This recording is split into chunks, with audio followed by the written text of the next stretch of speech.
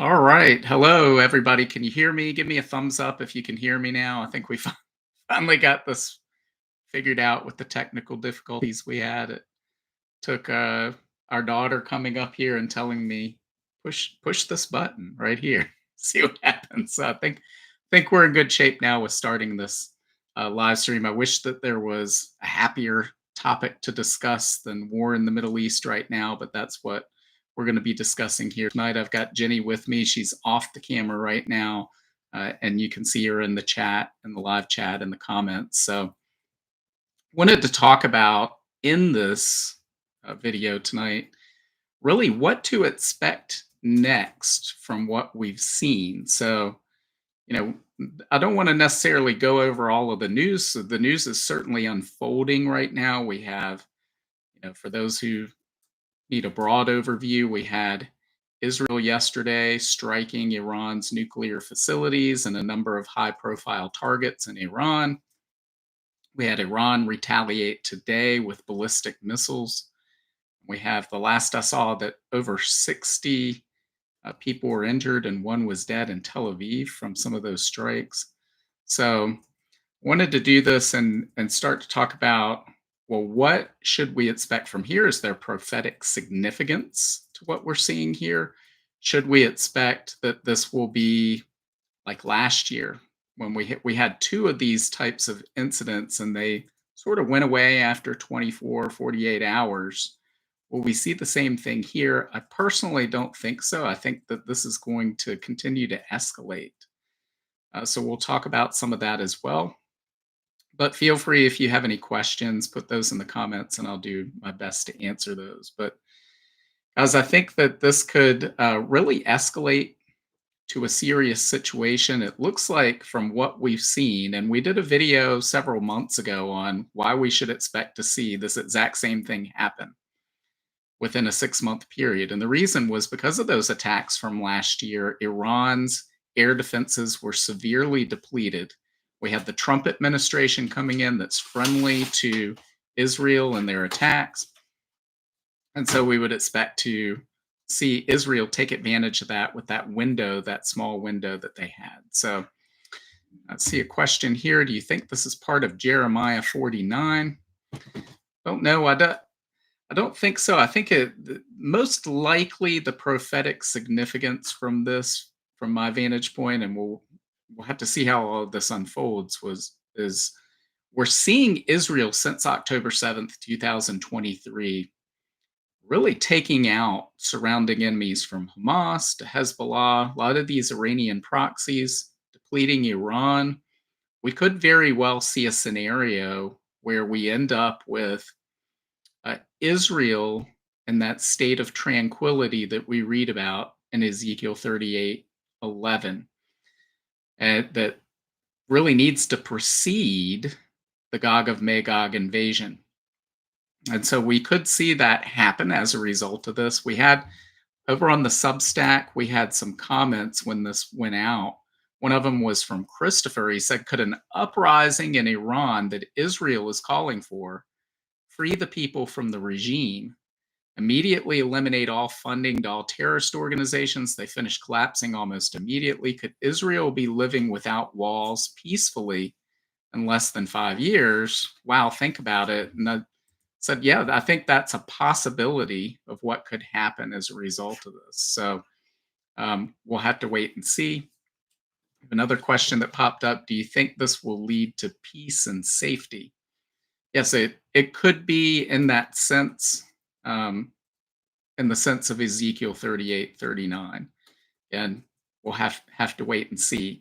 I think that in the meantime, there are, well, from a, is this all out war or will this de-escalate? I think from Israel's standpoint, this is all out war to achieve the objectives that they've put in place. They certainly had objectives in the last 24 hours that they wanted to achieve. Looks like they've achieved each and every one of those. They've said this will go on for several days, maybe as much as 2 weeks. So we could see them continue to hit more targets in the near future. What does Iran do? That's the big question. So we've seen right now this ballistic missile attack. what else are they capable of doing? Because their capabilities have been severely depleted over the course of the last year and a half to 2 years, especially when it comes to their proxies. But guys, there are several things that I believe they could do that could be. I don't think they pose a imminent threat to or an existential threat to Israel in the sense of conventional military warfare. However, they we live in a different era now. We live in the era of drone warfare. So we've seen this from Russia, Ukraine, and that conflict. And we've seen very recently where Ukraine was able to move drones deep into Russian territory and strike targets. We saw the same thing in this conflict yesterday, where Israel was able to bring drones into Iranian territory and strike. So I think we have to realize that Iran could probably do the same thing and strike targets anywhere around the world. We really don't know. It's almost impossible to guard against all the possibilities. So we have one question that popped up. Uh, how much closer could we be to Ezekiel 38 within a year after Russia and Ukraine have settled scores? Again, I don't know a specific answer to that, but yeah, this seems to be setting the table to that. We've seen for 15 years now, we've seen the table being set with these alliances coming together, whether it's the rise of Erdogan and Turkey, whether any number of things. So we could see that. Um, we'll just have to wait and see if we get to that point of how close that can be. Let me see. I'm losing I'm losing track of Okay, some of the trying. questions that are coming through Hey here. guys, we're So, trying. Can you add so Pookie as a? I know we're live. Can you add Pookie? let me see if I can or not. Okay. Right now, I can't. Let me see. Okay. Tell them But we're I'll do trying to. that It's like later. Pookie, we're trying to add you. Just don't know how. um, so we also have. Do you think they will strike Damascus? In this specific conflict, unless something changes, I don't think so. I don't think Syrian targets are within what they're trying to accomplish right now. So I don't see that. But you never know how this once war starts, you never know where it'll go.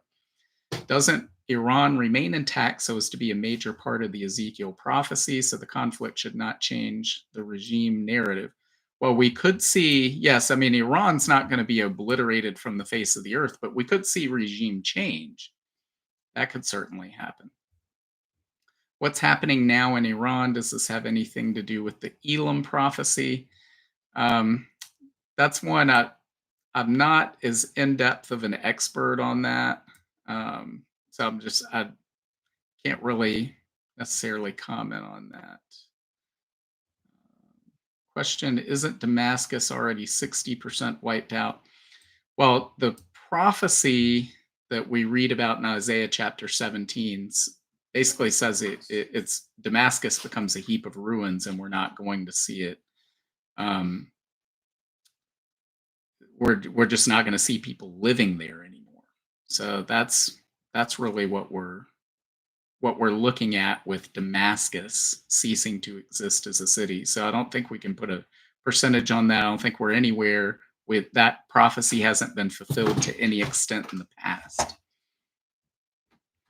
So, question: peace is needed first before Ezekiel 38 can break out. Where would you see peace occurring and how?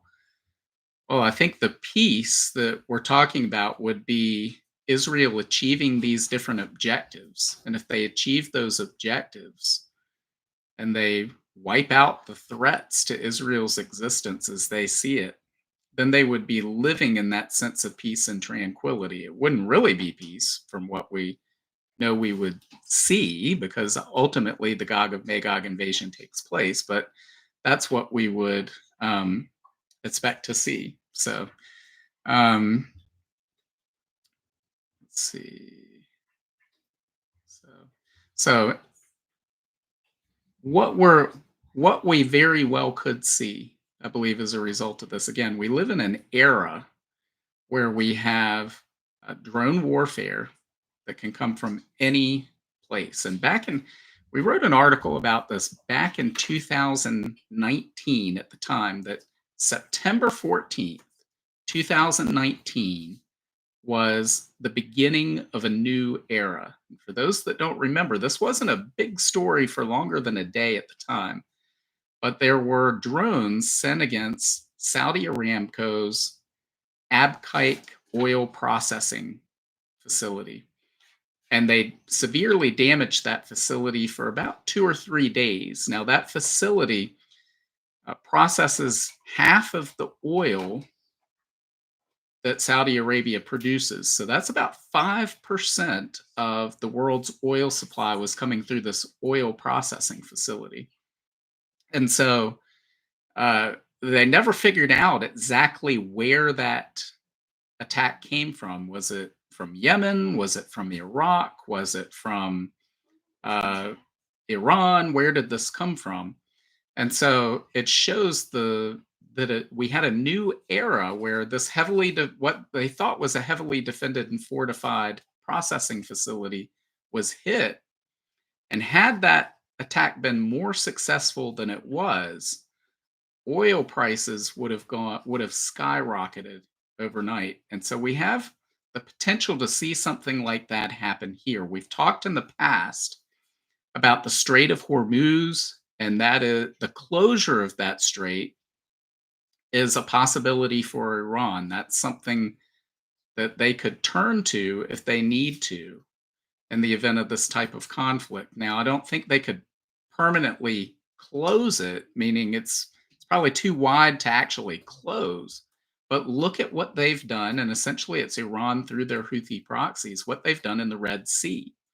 So they've effectively closed the Red Sea to shipping traffic since really November or December of 2023. So we're looking at 18 months that's been closed. Operation Prosperity Guardian, which is anchored by the US Navy, 17 different countries, they have been unsuccessful in bringing uh, that shipping traffic back to the time that it was what it was 2 years ago. Iran could do the same thing in the Persian Gulf if they started attacking oil tankers in the Persian Gulf. Then today, I believe what oil right now, as of what we're looking at right now, is 73.18. It's up 7.5% last 24 hours or so. That's minor compared to what we would see. We would see that instantly go well over $100 a barrel if it was seen that the flow of oil was severely curtailed for any length of time.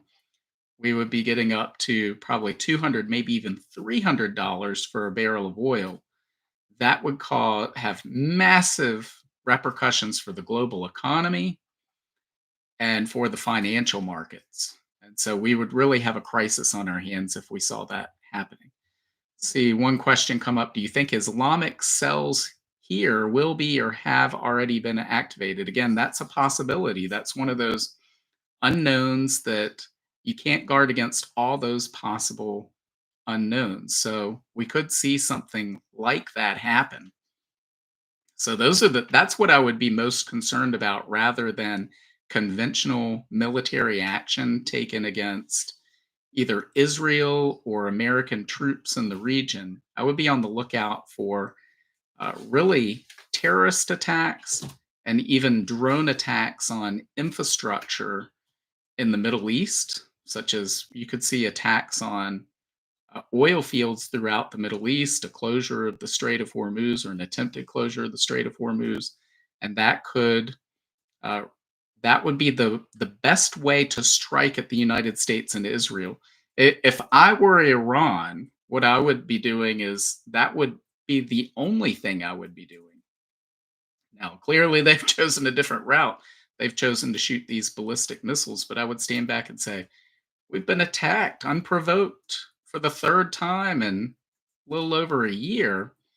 So, in order to stop Israel from doing this, we're going to close the Strait of Hormuz until the world joins us in stopping this. So, they could try that. PR could be the way that they go. Much of the world is filled with countries that hate Israel, a lot of anti-Semitism prevalent throughout the world. So that would could be a way that they could try to convince the world to turn against Israel and pressure Israel to stop these attacks in order to get the free flow of oil going again. So let's see. Jenny's handing me some I questions don't know because if it's you want hard to to. keep up with all of this. What's that? I don't know if you answered those already, but Okay. Lori's saying Um, hello to everybody and keeping that under control. Sam and I are trying to get questions. okay. Group I effort. heard U.S. will support Israel and France will support Iran. Could it be World War III? Uh, I don't think so. I think that France may support Iran in terms of uh, lip service. I don't think they're going to actually go to war for Iran. Um, we still live in an era of mutual assured destruction, so I don't see World War III breaking out right now. I think that that is likely to break out after mutual assured destruction is overturned. Do you think drone warfare could reach that far to Israel from Iran? Yes, I mean they've launched drones in the past in the last couple of attacks. The problem is the drones they have are moving too slow and they're easy targets. That's why they're shooting ballistic missiles. But what they could do is they could bring the drones closer, just as we talked about Israel did with Iran yesterday, Ukraine did with Russia just a few weeks ago. So if they have Club K type technology where you have a container vessel, you have a ship that has these drones, and it's a decoy that looks harmless and it gets close enough to Israel. I don't know if they can do that or not, but surprising things have happened. But I could see that they could use that maybe against the United States or another target where it's not as easy to guard against that type of thing. Um, let's see, what else do we have? So, right, as far as the closure of the Strait of Hormuz, I was looking on Polymarket earlier, and Polymarket's one of these betting markets where you can bet on the likelihood of an event taking place, and they're fairly accurate, especially as you get close to, say, an election, at predicting what it is. So, got some more questions coming my way. Thanks.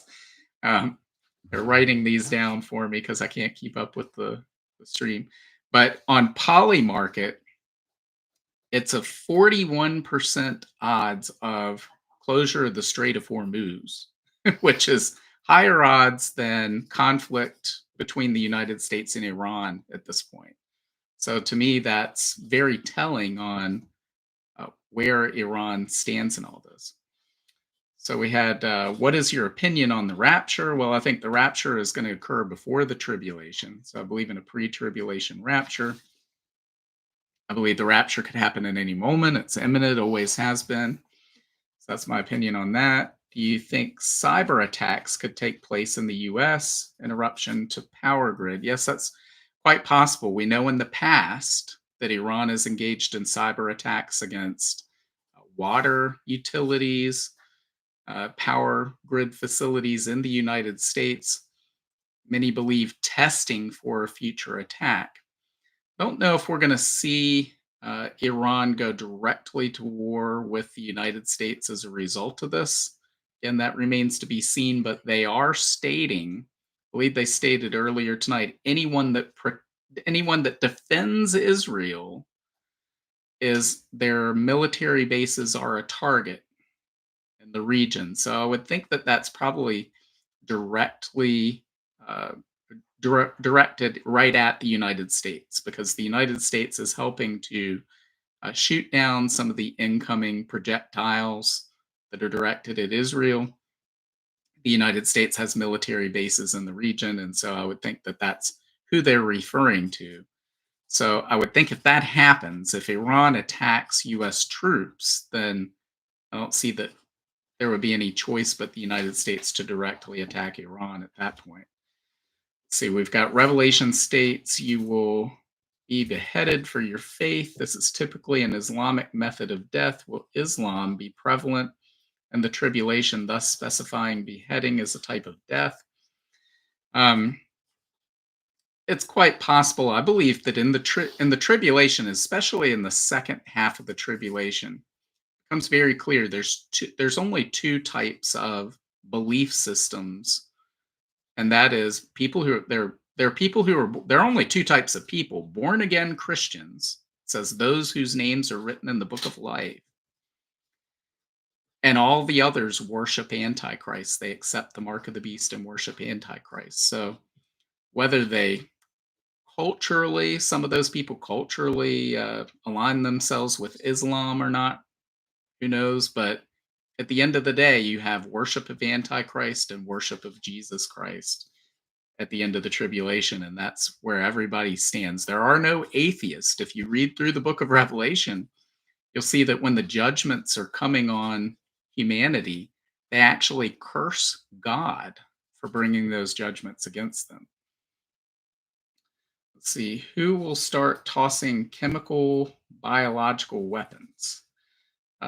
Hopefully, no one in this conflict. I certainly hope that doesn't happen. I know the International Atomic Energy Agency came out. They stated there is radiological and chemical contamination at the Natanz nuclear facility. Iran has struck everything above ground. It's believed that there's still a lot of that facility intact underground. So again, hopefully we don't see chemical and biological weapons used in this conflict at all. Let's see. What else do we have? Getting handed questions. We've got if Israel fights Ezekiel 38 war alone, that means Israel is not alongside of her. I think maybe that meant to be America. What do you think happens to America? And why are they not mentioned in the Bible? Ultimately, I think the rapture of the church is what's going to eliminate America as a superpower, but we're already seeing the waning influence of the United States. We've done a number of videos on that. The loss of the US reserve, the US dollar is the world's reserve currency. We're in the process of that happening. We're seeing the failure of the US Navy to open up the Red Sea to shipping traffic. So we've talked about the dynamic that's there and having a military able to project power around the globe and a financial system that can support that military and how it creates this symbiotic relationship. And we're seeing that break down. So I think the United States just sort of falls apart. We're seeing the decay of our society internally. We're seeing a number of things. So we've done a number of videos on that. So we can go look at that. But will this war line up with peace and safety biblically? Again, from Ezekiel 38:39 standpoint, yes, I believe it very well could. So if we see on the other side of this conflict that Iran is no longer a threat to Israel and Iran's proxies are no longer a threat to Israel, then we would see that. Will the IDF laser operator, which is a cutting edge defense of Israel, be ready to launch by 2026? I have no idea. Sorry, I wish I did, but I'm not going to tell you that I have an idea if I have no idea. Do you think this weekend we'll see sleeper cells attack the US? No kings and military parade, protest and military parade. Um, I certainly hope not. I mean, it's a possibility because we're at heightened tensions. I would look for warnings from Homeland Security. So we saw, as a prelude to this attack, we saw the U.S. State Department issuing warnings, families leaving embassy compounds in that area, in that region. So that should have been a tip off that something was coming. And so if you start seeing things like that happen, especially domestically, then I think that would probably give us a good indication that there's some sort of intelligence indicating that an attack like that might take place. So um, let's certainly hope that that doesn't happen. So, could this lead to our economic collapse? It very well could. This could be. We've talked in the past, probably about little over a year ago. I put out an article about 6 shocks that could be the catalyst that start that financial collapse, and this very well could be one of them, especially if we see oil prices significantly increase in a short amount of time.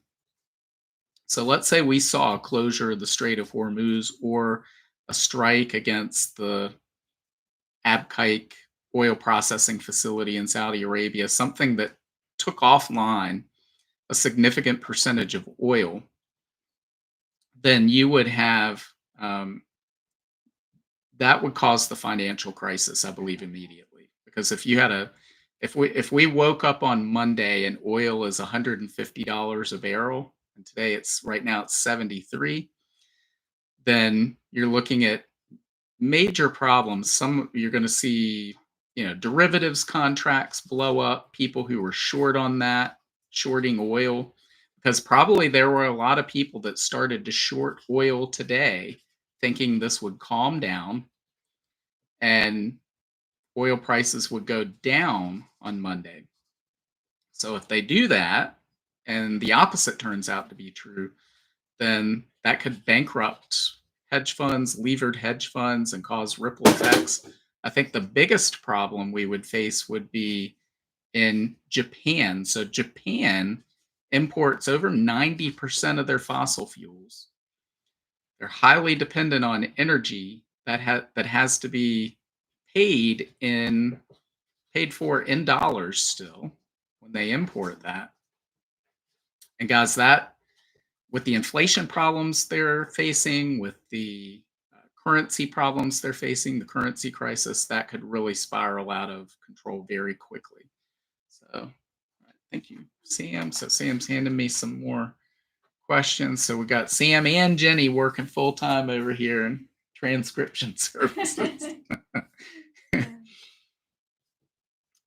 Let's see. Do you think we will be here when the digital currency rolls out? And will it be under Trump? So, depending on where you live, the digital currency is already rolled out. So if you're in China, it's here. If in Nigeria they rolled it out, then they sort of pulled it back. Nobody used it, but they'll roll it out again. Less than 4 months from now, they've told us a digital euro is coming. So if you live in Europe, well, then you may see the digital currency roll out. So, depending on where you live, it's already rolled out, but I believe we very well could, because central bank digital currency is not in and of itself the mark of the beast. It very well could be part of that mark of the beast system. It's sort of looking that way at this point, but that'll come during the tribulation. So, we could see some of these things put in place. We're already seeing that. We see uh, tokenized assets rolling out. I was reading earlier today, they expect 30% of the entire global financial system will be tokenized by 2030. And so, we could see a good portion of this put in place, the system put in place before the rapture of the church. And under Trump, we're seeing some of these things move forward. So I know he had an executive order saying no central bank digital currency, but we're seeing a lot of pushing of stable coins and other cryptocurrencies, that tokenized assets. That's for all intents and purposes the same thing. So we could see that. Let me see. Losing my place on what I'd already looked at and what I hadn't. Okay. Do you think the restrainer will keep much of this from gaining being full blown until the church is gone? So yes, I mean it very well. We've talked very recently about all these different pressure points within the world, all these global events that are ready to break at any moment, and some of them that have been sort of sitting there on the precipice, on the cliff's edge for several years at this point. You think, well, when is this going to matter, right? When is it going to matter that the US banking system's sitting on half a trillion dollars in unrealized losses? When are we going to see this conflict in the Middle East spiral out of control? When are we going to see these things? When is it going to matter? It very well could be that God is holding all of this back, and the rapture of the church will just be the spark thrown on the bonfire of all these things that have built up, all the dry underbrush, and the rapture is the spark that sets it on fire. I don't know, but in the meantime, all we can go on is what we see happening. So we have this. I saw on Amir Zarfati Telegram channel that Iran attacked a U.S. embassy in Baghdad. I've not seen that, so that's news to me. If that's true, um, then you know, then we're talking escalation because I would imagine the United States would retaliate in kind. Is there a date picked for the next tech roundtable? Yes, June 25th. So that's week from Wednesday, I guess it is. Day after our. Yep, the day after our anniversary. So Jenny and I were married 19 years on June 24th. You got that right. Good Yeah. job. So yeah, it'll be 19 years on June 24th. So Ezekiel 38 war being set up. We've discussed this a little bit. Yeah, I think it's quite possible. So we'll have to see. We've certainly seen the pieces being put in place for that for years at this point. Because when you look at where we were, say, 20 years ago with the alliance between Russia, Syria, or Russia, Turkey, and Iran, it wasn't anywhere near what it is today. And certainly even just, wow, maybe 9 or 10 years ago, there was almost a conflict between Turkey and Russia as a result of the Syrian civil war and a Turkish jet being shot down accidentally. And there was talk of NATO going to war with Russia at that time. Since then, they've totally gone in different directions where uh, Turkey, Iran, and Russia are all much closer than they used to be. We know that Russia and Iran have close ties in Libya and Sudan. We've seen the Taliban come back to power in Afghanistan. So this alliance is coming together in so many different ways. So let's see, what's your opinion on martial law? On whether we should have it or not, or whether it's going to happen? I'm not sure what it is you're referring to. I don't think we're going to see that happen.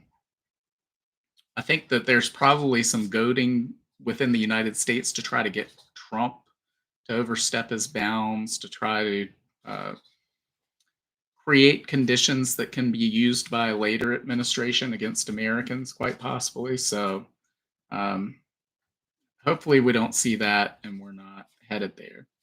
Let's see, if Iran is more or less neutralized militarily by this conflict, what other benefits would they offer to a future alignment of nations?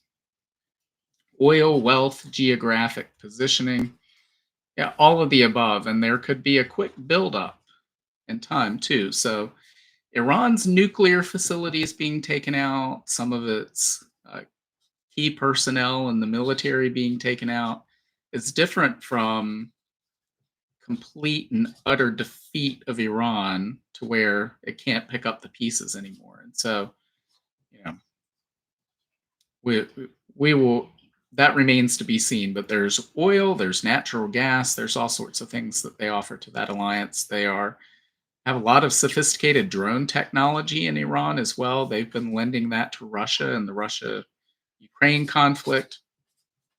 So we could see. So I see one comment right now. How's your dad doing? So my dad is doing much better. He got out of the hospital on Sunday. So he's in recovery mode right now.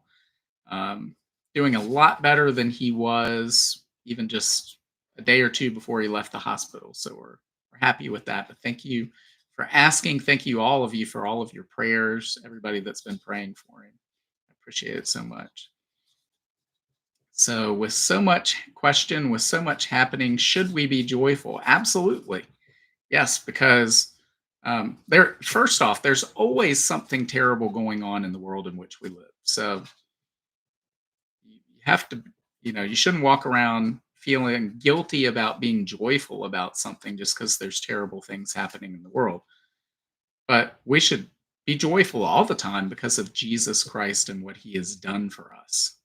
So none of this changes that. And if anything, what we're seeing, the events we see happening in the world today, should be a reminder of how close we are to the return of Jesus, how close we are to the establishment of his millennial kingdom, where the horrors of war will be something of the past, where this is going to be a wonderful, wonderful future that we have. And so we have to, yeah, we should be focused on that. We can be joyful in the face of terrible things. And I think we should be.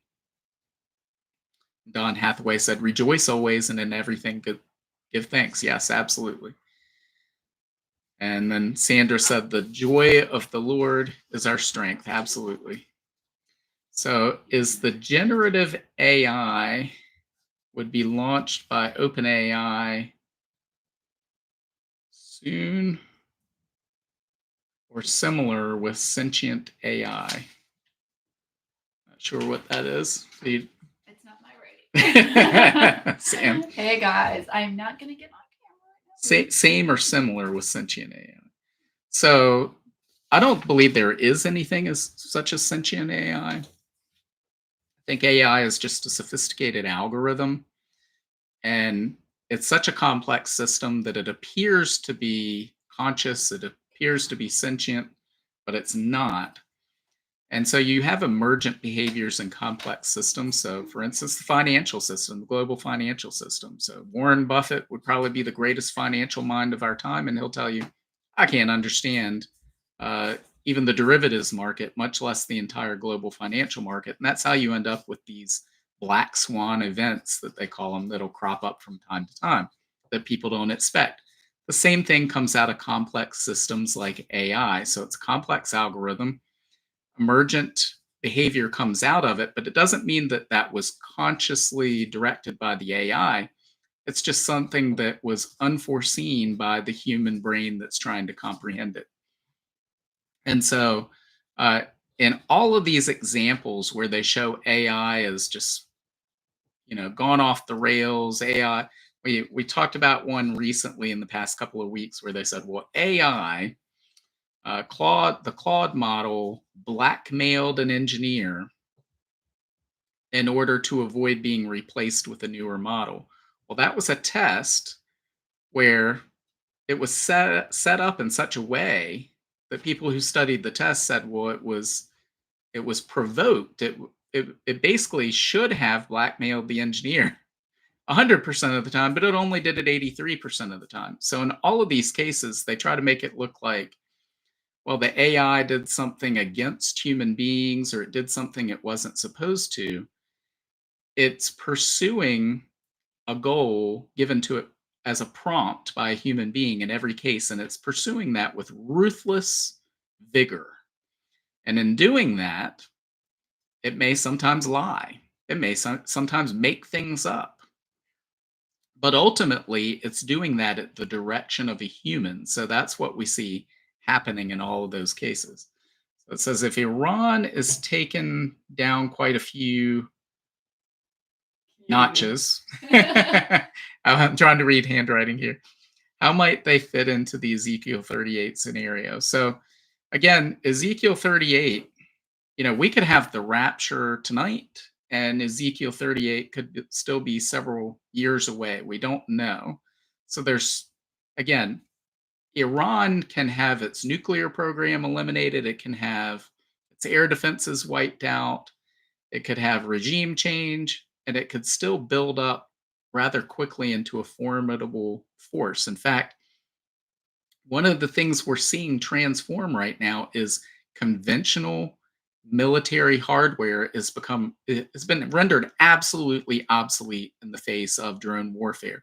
Drone warfare is becoming more sophisticated, and so I would expect to see that the militaries that will be successful in the near future are ones that are focused on uh, manufacturing drones at as low of a cost as possible and onboarding AI systems onto those drones in order to create decentralized swarms and to be able to deploy as many of those as possible and large as swarms as possible, both land, sea, and air. And so that could mean that Iran could build up a military of that type. In fact, John Haller's pointed out that Ezekiel 38:39 describes the Gog of Magog invasion as coming upon Israel like a cloud, which really paints a picture of drones, if anything else, and what we would see with modern drone warfare and massive swarms. And so we could see this build up we could see them build back very quickly, even under a new regime. So, and it's clear from those passages that Israel does not anticipate that happening. So they're caught by surprise by that. Do you think that the believers will be here when Israel comes into peace with her border neighbors and her walls come down? Yeah, it's quite possible. In fact, I would think that probably the rapture is going to occur in a time where people are just going about their business, thinking everything's fine. Think of even a Second Peter 3 scenario where people are saying, "What are you talking about? Jesus is coming back. Things are the same as they've always been." This denial of the second coming. We've definitely see that, but yeah, I could very well see that we could see this so-called peace break out in the Middle East, but we know that that would be short-lived based on what we read in the Bible. Have you seen many AI generated videos on social media considering these attacks? I've seen some showing Ben Gurion Airport being struck, radiation leakage from some nuclear sites. So I haven't seen any AI generated videos that I know of. Um, I've mostly been reading rather than watching videos, so that hasn't been an issue so far. But you could see that in war, all of these nations have military arms that are set up to drive the narrative and share propaganda, spread propaganda all over the globe. So, Iran has that, Israel has that, the United States has that, Russia has that. Everybody's doing that. They're trying to shape the narrative. They're trying to persuade as many people to their side as possible or persuade people to believe what they want them to believe. So, yeah, we're going to see everything utilized in order to do that, including AI generated videos. Have you heard American technology was used in the attack on Russia from Ukraine? I've heard UK technology. I've not heard US technology. It wouldn't surprise me.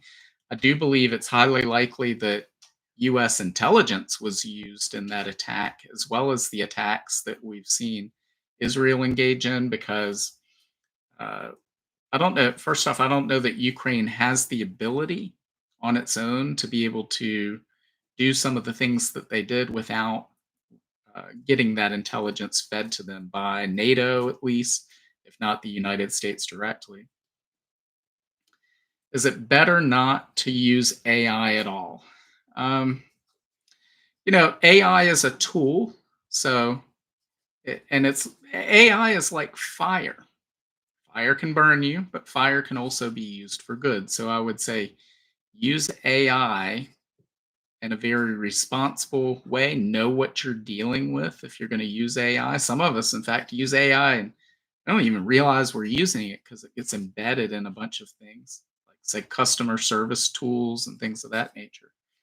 So we may be interacting with AI and not know it. But again, AI is a tool, and think about, well, television. You could say television's evil. Look at some of the things television's done to people's lives. But Billy Graham used television to reach a larger audience for Christ. So we could see the same thing happen with AI as well. So I wouldn't just automatically say we shouldn't use AI at all, but just go in eyes wide open, knowing what you're dealing with. Be very careful, have your guard up, and be in the Word of God as you arm yourself before you go into that situation for sure. So let's see if I see any other questions up here.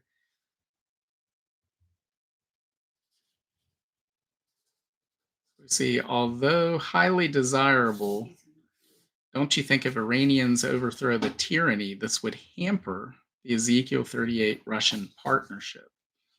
Uh, Not necessarily, because so for instance, we've seen in Syria, we had close ties between the Assad government and Russia, as well as the Assad government in Iran. And we saw the Assad regime overthrown, and Russia and Iran still have a presence within Syria. In fact, it's back and forth, but I believe that Syria is allowing Russia to maintain the bases that it had prior to the overthrow of the Assad regime. So I think that's just moved on, business as usual, and we could see the same thing. So if we saw uh, the Iranian regime, the current regime, thrown out, it does not necessarily mean that the replacement regime won't be uh, won't be right alongside Russia and the rest of the Gog of Magog alliance throughout that. So it says Russia said they are ready to mediate between Israel and Iran. Can this be deception for Ezekiel 38? Maybe in the long term, in the short term, no, because again, Ezekiel 38 uh, tells us in Ezekiel 38, chapter 11, if you go look at the original language, it says Israel is in a state of tranquility, meaning, and that does not describe Israel in any point since 1948. So it just does not. And so what we could see is we could see the aftermath of this conflict leads to that. Excuse me, I'm losing my voice a little bit here. Do you think China will take advantage of this situation to attack Taiwan? They could, particularly if we see significant US forces become engaged with Iran. Again, we could, a lot of this depends on what we see happen as a result of this. So does this escalate to a point where, again, Polymarket says there's a 41% chance the Strait of Hormuz is closed? China is heavily reliant on Iran and the rest of the Middle East for its oil supply. Certainly, they have oil in reserve for an invasion, but we would have to see what happens as a result of that. What role does a world economic collapse play in the end times?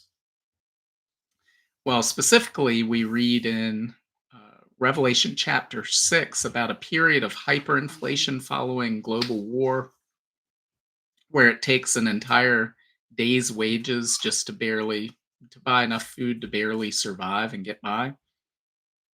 So we know that there's some sort of either hyperinflation or supply chain crisis that creates those conditions.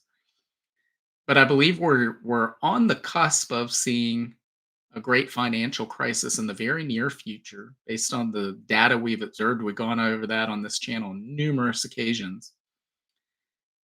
And the proposed solution, they're already telling us what that solution is. So, for instance, back in early 2020, when you could see the coronavirus, they called it then, back before it was COVID-19, this coronavirus outbreak in Wuhan, China.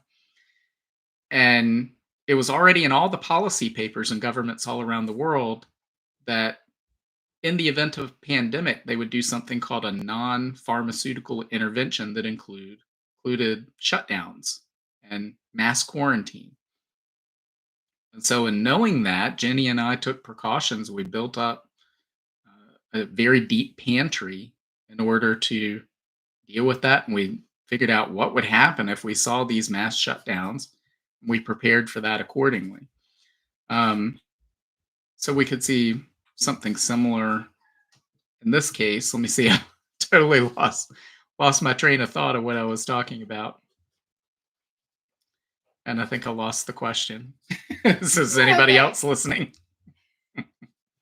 That's what happens when it's almost 10 o'clock our time on the East Coast at the end of the When we're week. trying to get a Three 5-year-old to kids bed, trying to get a 5-year-old to bed. it's way past your bedtime. so, so you end up losing your train of thought. So I forget what I was even saying. Maybe somebody will put it in the comments. Um, let's see. Question: how about Antichrist and false prophet, a Nephilim spirit, which could mean no great white throne judgment, just tossed into the lake of fire, since they were not fully human? I, I don't know. All I know is uh, what the Bible specifically tells us is going to happen there, and I know they're thrown in the lake of fire. I'm getting that right again. It's late on a Friday, so if if I'm wrong, forgive me on that one. Let me see. Oh, okay. So what role? Now I'm back to. I remember what I was talking about. So non-pharmaceutical interventions is what they were telling us they would do during the pandemic. So they're telling us now 130 different countries are pursuing central bank digital currency. It's 98% of the entire globe's economic output of the globe. And so they're telling us this is what they want to roll out. We want tokenized assets, we want digital IDs. And it doesn't matter who stands up against that. We see that in our own country with the TSA doing facial scans of people in the airports. And you have Elizabeth Warren and Ted Cruz hand in hand standing up against it, and it still moves forward. So they're telling us what they want to do. So they need the basis of a financial crisis, and they know one is coming because they know the end of this monetary system. It's come to the end of the line. They will continue to kick the can down the road as long as they can, but especially in Japan, we're at the end of the line. They're going to be unable to do that anymore. And so what do? Well, then they say, well, the solution is this digital system. We can restore what people have lost. And when we do that, then everything will be wonderful again. And we'll be able to prevent this in the future. And so what they're pushing is indistinguishable in capability and function from the mark of the beast system we read about in Revelation chapter 13. It gives governments, it gives central banks the ability to program currency, program assets to determine who can buy or sell and under what conditions, and they can simply cut people off whenever they want. And so really, all we need is the Antichrist and the false prophet to come along and say, "This is the system. Take this mark, or you're cut off," because all the infrastructure is going to be in place at that point in time. So let me see what we got here. What are your thoughts on this Pope? So I don't really have much thoughts on the Pope. I really haven't examined what all I really know is the Pope is from the United States, and nobody ever thought that we would have a Pope from the United States. Maybe they know something that we don't, because I've long heard, well, with the power the United States has, they would never allow uh, a Pope from the United States. Well, maybe they know the power of the United States is going to be so diminished that they don't care anymore. I don't know. I don't know. But that's not really something that I give a whole lot of thought to is the Pope. Is it okay for pastors to ask flock to send funds for wars? Something is that. Well, I don't know who that would be. Hopefully, no one's asking to send funds for wars. Let's see, which world economic power will collapse first? China, the US, or Japan? I can't know for certain, but I would have to, if I had to choose, I would say Japan. So we actually, and I can't believe this isn't a much bigger story right now that we aren't seeing more of this, but there are rice shortages ongoing in Japan. And I've been trying to determine exactly what is the reason for this. None of the news stories are stating what the exact reason for this was. They're not saying, well, there was a bad harvest. And it's only in Japan that we're seeing this. Now, typically, in like hyperinflationary environments, like if you study Zimbabwe as a recent example or Venezuela, You see store shelves become empty of inventory because what happens from the store's standpoint, if let's say I buy $10 worth of inventory and then I sell that, and you may go, wow, well, you sold it for $100 because of hyperinflation. But then I go back to buy new inventory, and maybe it takes $1,000 to replace that inventory, but I only have $100. So you end up with store shelves that are empty. And that's why hyperinflation is probably the worst economic scenario that you could have. It's what do you need? Hold on. No, so that question goes with this question. Oh, okay. Isn't Germany doing poorly as well? So, yes, Germany, China, US, Japan are all doing poorly. Um, but Japan, I think, is in the most dire of circumstances because they all have years and years of terrible policies that have been put into place. But Japan, again, imports over 90% of its fossil fuels.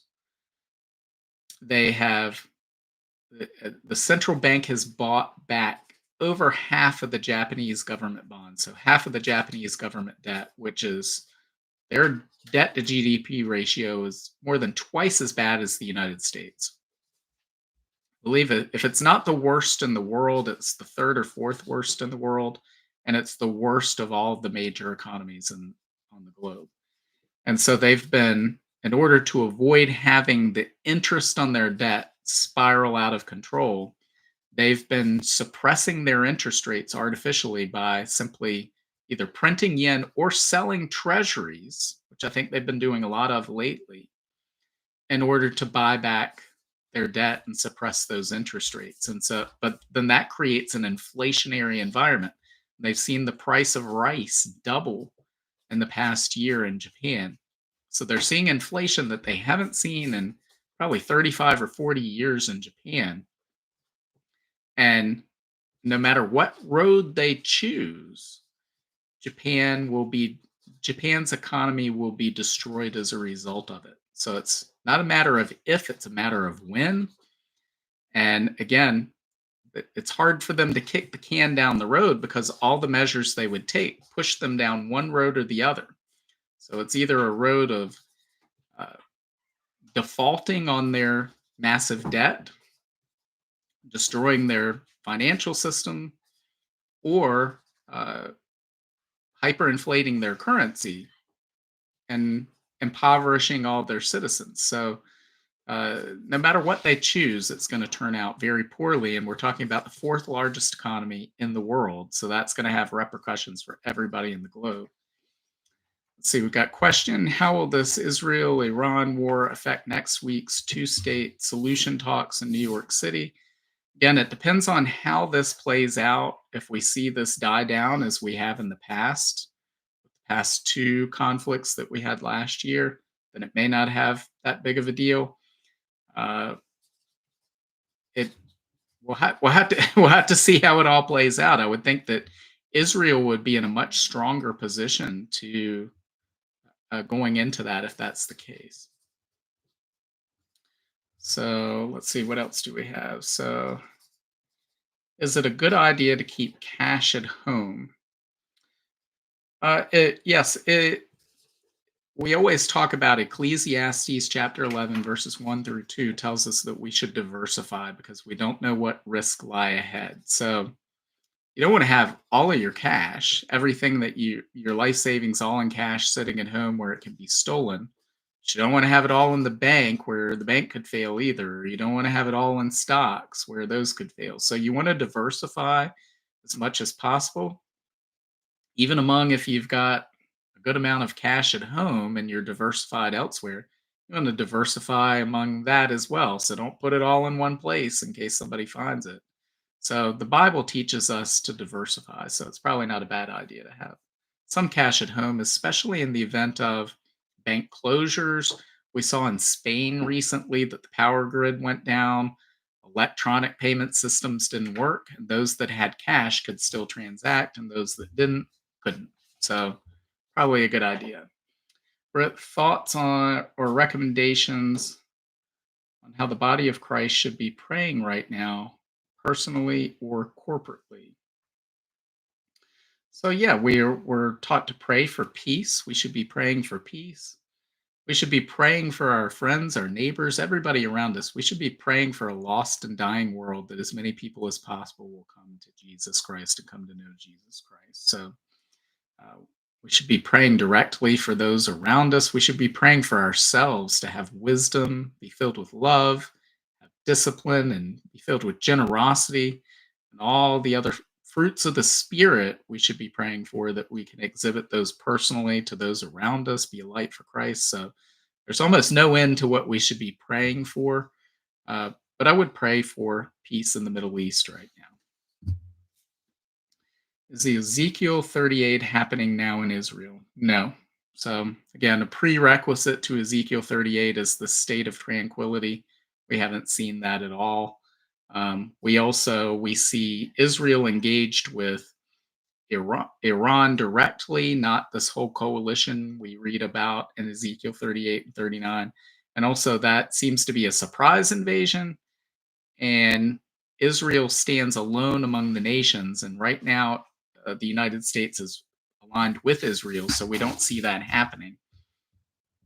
So, but Israel does not stand alone in Ezekiel 38, 39 because God is on Israel's side and God ultimately destroys that invading force.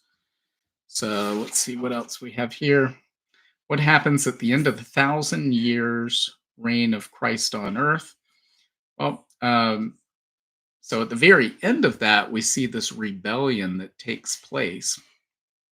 So people the tribulation saints, those who become Christians during the tribulation and then survive to the end of the tribulation, go out and repopulate the earth. And so I would imagine they don't then turn against Christ, but their children's children, somebody along the line of their descendants does. And we can read about all that in the book of Revelation. And then after that, we have eternity with Christ, the new heaven and the new earth. Let's see what else. Don't see anything else directly popping up.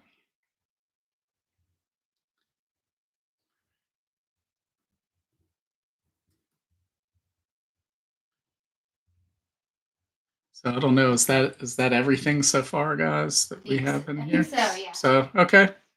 So maybe that's everything. so, so just so you guys know, We're this is family. what We're real. I think the second time we've ever done one of these live streams on YouTube. So because the ones we do with the Prophecy Roundtable, that's through a totally different software, even though it appears on YouTube. So first off, they hid this button that I had to push. That's why it took 8 minutes to get on because I couldn't find that button. And so then you see we've our sophisticated system for writing down questions that people had in the chat. So I'm sure there's a much better way to do that, but we don't know it here in the Gillette household. So that's how we did it tonight. Watching you from Malaysia. Well, thank you so much. Let's see. God has been good. Only 5 radiation treatments to go. All is well. That's fantastic. Okay. So I don't see anything else popping up. So I do see from Don Hathaway, behind every godly husband is a godly wife. Well, I've got And a daughter. godly, wonderful wife and daughter. So no doubt about that. So Sam is way more tech savvy than me. So and did then your that's it. grandparents invent the Gillette products? I We wish. wish. We wish.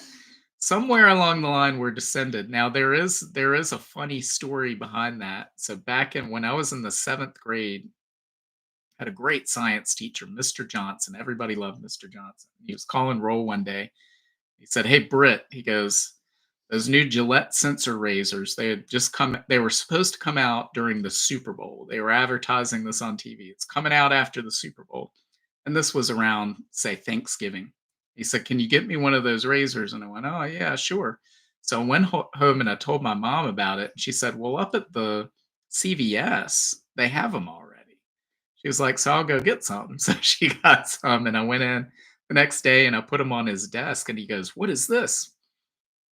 And he had known our family for years, so he knew that this wasn't true. But I said, "Oh yeah, I was on my uncle's yacht this weekend, and he had a whole display of them. So I just grabbed some of these, and because I knew that you wanted them." And he's just sitting there going, "Uh-huh, yeah." And so I didn't think much of it. And then years later, it turns out one of my friends that had been in that class, he thought the story was true. And he was telling people that we were heirs to the Gillette fortune. So you never know. Sometimes your jokes get We taken are not. seriously. We are not. We are not. Yeah, we are not. That is for sure. Um, what are Iran's assets that their military is taken out?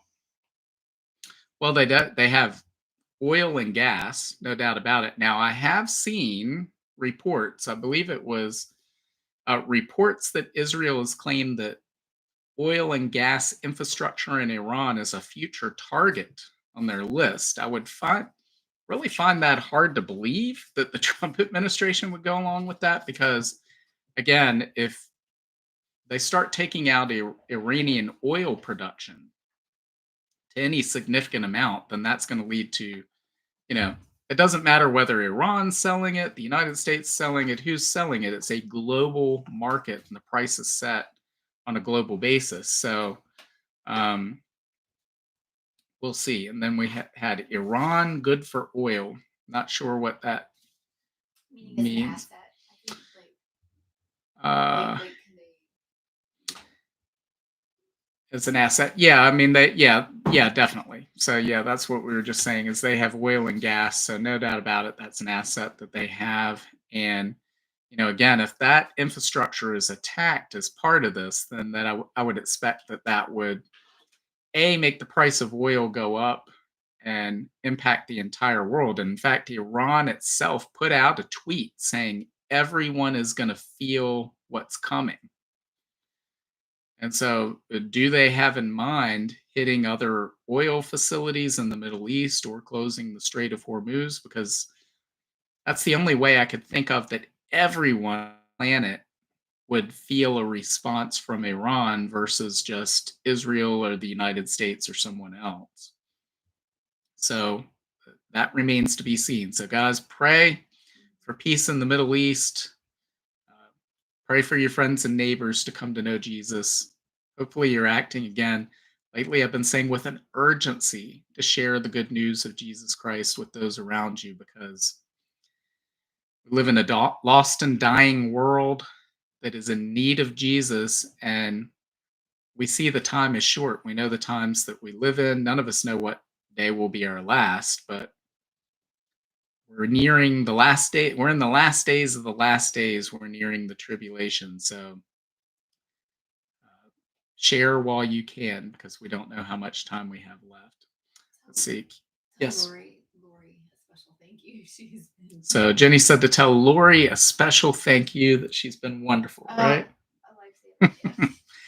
Let's see. Can we support our brothers and sisters and be vehement biblical disagreement as well as morally with its leadership? Of course, yeah. So you can disagree with someone. I always say my right eye and my left eye do not agree on how the world looks. Right? Uh, they see it 99.99% the same, but they still have a different perspective, and so hopefully I'm not going to gouge my eyes out because they're not in total agreement. And so we shouldn't be breaking bread with brothers and sisters in Christ over disagreements on things. Now, you can have certain red lines that you won't cross, like if people are distorting the very basis of the gospel itself, well then you could say, well, you're not a real brother and sister in Christ. And but ultimately, I would say whenever it comes to conflict like that, focus on the issue itself and not the person. Don't personally attack people, but instead stand up against the issue and say, I disagree with this specific issue and this is why. And talk about it in those terms. So, all right, guys. Well, I think that's about it. So, um, Thanks, guys. thanks We for love you. joining last minute, especially on a Friday night. Again, I wish it was under different circumstances. Pray for peace. Hopefully, uh, this won't still be going on in the days ahead. So, thanks again, and God willing, I will see you next time.